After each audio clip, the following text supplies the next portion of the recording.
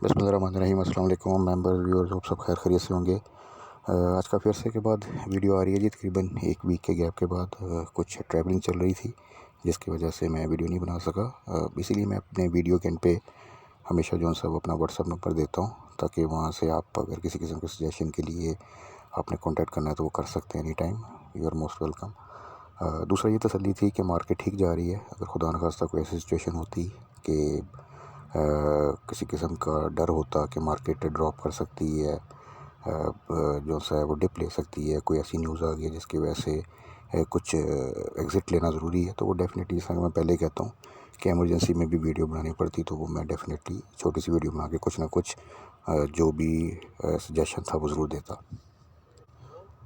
तो फ़िलहाल तो मार्केट है जी अपने एवर हाई के पास, और यहाँ पे भी अभी देखें कुछ स्टॉक्स अभी भी हैं जिनमें अच्छा पोटेंशियल है, जो कि अभी आने वाले दिनों में आपको अच्छा प्रॉफिट दे सकते हैं। तो फोकस हमें उनको करना है, ना कि उनको करना है जो कि ऑलरेडी बहुत हाई रेटों पर आ चुके हैं। और अगर किसी किस्म की करेक्शन है या डिप आया तो उनमें भी करेक्शन या डिप आ सकता है। तो बेहतर है कि उनको छोड़ के हम उनको टारगेट करें कि जिनमें अभी पोटेंशियल है कि वो फर्दर आपको एक अच्छा गेन दे सकते हैं। तो इनको थोड़ा सा डिस्कस कर लेते हैं, थोड़ा सा मार्केट के हवाले से इस वीक में क्या स्ट्रेटजी होनी चाहिए उसको देख लेते हैं। तो सबसे पहले आ जाते हैं KSE 100 इंडेक्स की तरफ, जिसने फ्राइडे को जो है वो 411 पॉइंट की पॉजिटिव क्लोजिंग के साथ 75,342 पे जो है ना वो क्लोज़ किया है।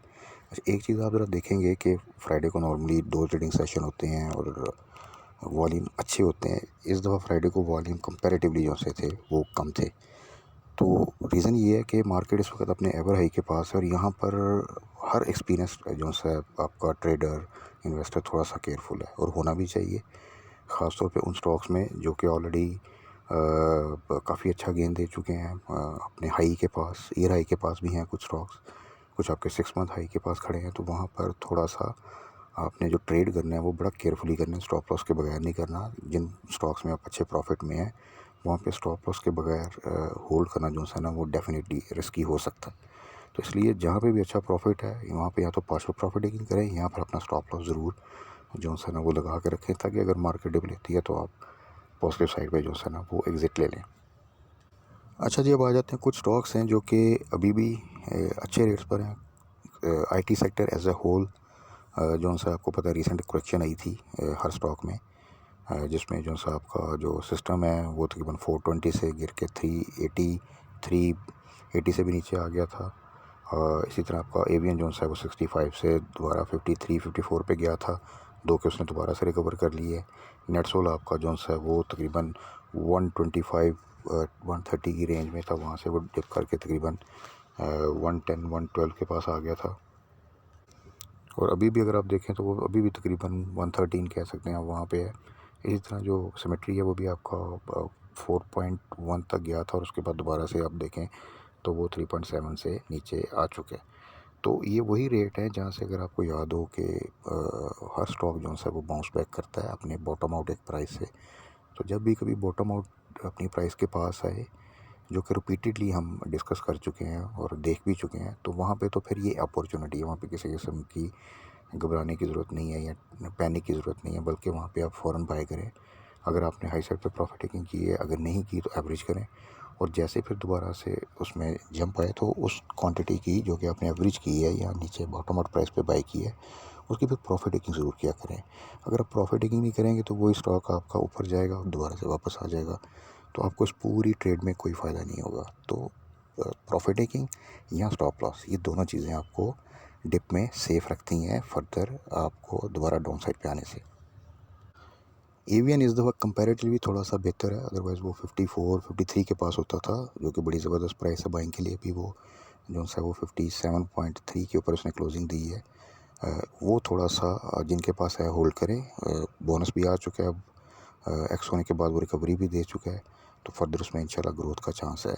लेकिन उसको अगर बाय करना थोड़ा सा डिप का वेट कर लें। हाँ, नेटसोल बाइंग रेंज में है, सिस्टम 2 के थोड़ा सा रिकवर कर चुका है, लेकिन स्टिल अच्छी बाइंग रेंज में है। सिमेट्री छोटे स्टॉक में बाइंग रेंज में है, तो इनको आप बिल्कुल जो है ना अभी भी टारगेट कर सकते हैं।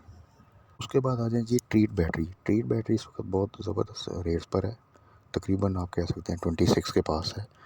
बेहतरीन रेट है। अब ये काफ़ी अरसे से 25 टू 27 के दरमियान जो है ना वो मूव कर रहा है। अल्टीमेटली इसने दोबारा से एक रैली बनानी है और उस रैली में वही बंदा फ़ायदा उठाएगा जो कि इस वक्त इसको टारगेट करेगा। लंबी रेस का घोड़ा है, टाइम लगेगा, ज़बरदस्त प्रॉफिट देगा। 40 to 50 ईज़िली इसको आप टारगेट कर सकते हैं। उसके बाद आ जाए जी IDYM, एक और लंबी रेस का घोड़ा, बड़े अरसे से डाउन साइड पे है। एक ज़माना था जब ये 700-800 पे ट्रेड करता था और नॉर्मल रेट इसका जो है ना वो 600, 700, 500 ये नॉर्मल रेट था। फिर आपको पता है टेक्सटाइल सेक्टर में काफ़ी क्राइसिस रही, अर्निंग भी ड्रॉप हो गई। ये अभी अपनी बिल्कुल लो रेटों के पास आ गया था। अभी इसकी अगर आप देखें रीसेंट क्वार्टर्स में तो इम्प्रूवमेंट अच्छी खासी जो है वो अर्निंग में आ रही है। और इंशाल्लाह ताला आने वाले चंद क्वार्टर्स में ये दोबारा से एक अच्छा पे आउट दे सकता है और उसमें ये दोबारा से आपको जो है ना इसको आप इनिशियली कम से कम 200 का टारगेट कर सकते हैं आने वाले 1 से 2 क्वार्टर में। उससे पहले भी इसमें रैली बन सकती है, बट अगर आप जहन में एटलीस्ट जो है 3 से 4 माह तो रखें तो उम्मीद है कि ये इंशाल्लाह ताला आपको प्राइस दे देगा, which is a very good profit. और प्लस इन रेटों पर यहाँ पे रिस्क इसमें जो है ना वो मिनिमम है। अभी रिसेंटली ये जंप लेकर जो है 135 पे इसने क्लोजिंग दी है फ्राइडे को, अदरवाइज़ ये आपका 126, 124, 123 यहाँ पे अवेलेबल था। उसके बाद सेंचुरी देखें जी, सेम एग्जांपल, पहले भी हमने इसको 33, 32 के रेंज में जो है वो टारगेट किया था, 40 तक गया था। जिन दोस्तों ने वहाँ प्रॉफिट टेकिंग स्टॉप लॉस लगाया वो सेफ़ हो गए। दोबारा ये 26 तक, आई थिंक 27 तक जो है 26 तक बल्कि गया, तो वहाँ पर दोबारा सजेस्ट ये किया कि जिन्होंने तो प्रॉफिट टेकिंग की वो बाय कर सकते हैं, जिन्होंने नहीं की वो एवरेज कर सकते हैं। तो अब जिन दोस्तों ने तो 26, 27, इवन 28 पे जो है ना एवरेज किया हुआ है, तो अभी इसकी प्राइस जो है अगर आप देखें तो 34 के पास है। वहाँ पे वो उन क्वांटिटी की तो प्रॉफिट टेकिंग कर सकते हैं, क्योंकि अगर आपने प्रीवियसली इसको 33 पे, इवन 34 पे भी बाय किया था और लेकिन आपने टाइमली एवरेज किया था, तो अब वो आप ऑलरेडी एक अच्छे प्रॉफिट में प्लस में आ चुके होंगे। तो उस क्वांटिटी की प्रॉफिट टेकिंग करें। जो क्वांटिटी आपने पहले से 34, 33 पे बाय की हुई थी उसको होल्ड कर लें। इंशाल्लाह ताला ये आगे आपको अब फर्दर इंप्रूवमेंट जो है वो दिखाएगा और 40 को आप टारगेट कर सकते हैं इनिशियली। इसी तरह मिचेल्स है जी। मिचेल्स तो हमारा, अगर आप सबको याद हो, एक स्टार परफॉर्मर था। एक टाइम पे इसको हमने टारगेट किया था लॉन्ग टर्म के लिए और जो हमने टारगेट किया था उससे बहुत बेहतर इसने प्रॉफिट दिया था अल्हम्दुलिल्लाह।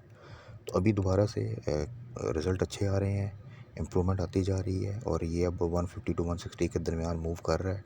इसकी नेक्स्ट जंप इंशाल्लाह ताला 200 प्लस की होगी, तो इसको आप बिल्कुल 160 से नीचे टारगेट कर सकते हैं। इवन रिसेंटली ये 150 टू 155 के दरमियान मिला था, वहाँ से फिर इसने एक कैप लगाया था और इवन 160 से ऊपर की क्लोजिंग देख के दोबारा से थोड़ा सा डिप लिया है। तो इसको आप बिल्कुल टारगेट कर सकते हैं और 200 का टारगेट रखें और 160 से नीचे आप इसको बाय कर सकते हैं।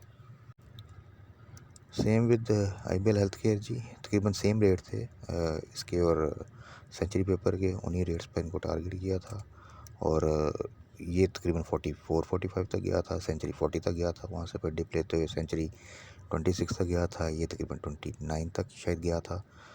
तो दोनों में स्ट्रेटजी फिर वही रखी थी हमने कि जिन्होंने तो प्रॉफिटिंग कर लिया वेरी गुड, दोबारा बाय कर सकते हैं, जिन्होंने नहीं की वहाँ पे बिलो 30 एवरेज करें। तो ये भी अगर आप देखें तो तकरीबन सेम रेट ही बनते हैं इसके भी। सेंचुरी पेपर वाले 34.4 पे जो है इस वक्त ये अवेलेबल है। तो यहाँ पे उस क्वांटिटी की जिन्होंने बिलो 30 या 30 के आसपास बाय किया हुआ है उसकी प्रॉफिट टेकिंग करें, या जो है यहाँ पे आपने 33 का स्टॉप लॉस लगा के रखना है, उसके बगैर होल्डिंग नहीं करनी।